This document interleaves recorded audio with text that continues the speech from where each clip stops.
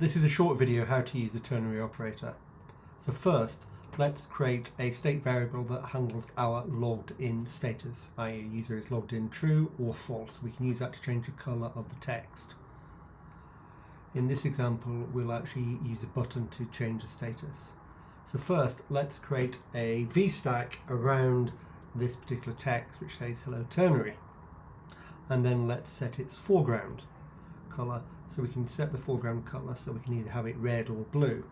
So I'll type in the foreground color and set that to red, and as you can see it changes to red.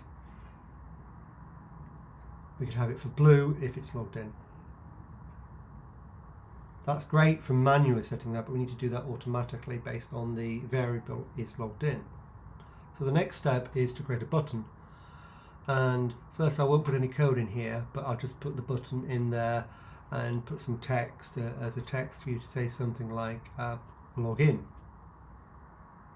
And we'll make that button the appearance using button style to make it a button that looks like a button, a blue one in this color scheme. So just build and it will then appear. Again, I'm using iOS 14. So the next thing to do now is when we actually press the button, we want to change the logged in status, and to use that we'll use a toggle. So we'll say is logged in dot toggle brackets, and when we action that it will flip it between false or true.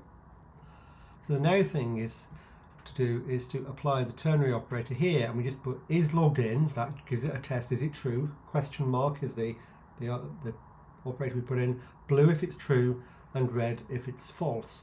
If we now build that, when I actually start clicking in the simulator, it will then change the text to be either blue if it's logged in or red if it's not logged in. Now the only problem here is when I'm clicking login and changing the status, the login text isn't changing because we're actually logged in, but it's saying still login. So we want to flip that text to make it change. Now to do that with the ternary, we need to actually make it within a group so that the operator can produce the text. So is logged in again, question mark. This time, if it's true, we want to say log out rather than log in. And then if it's not true, what we want to then put in after the colon is text log in.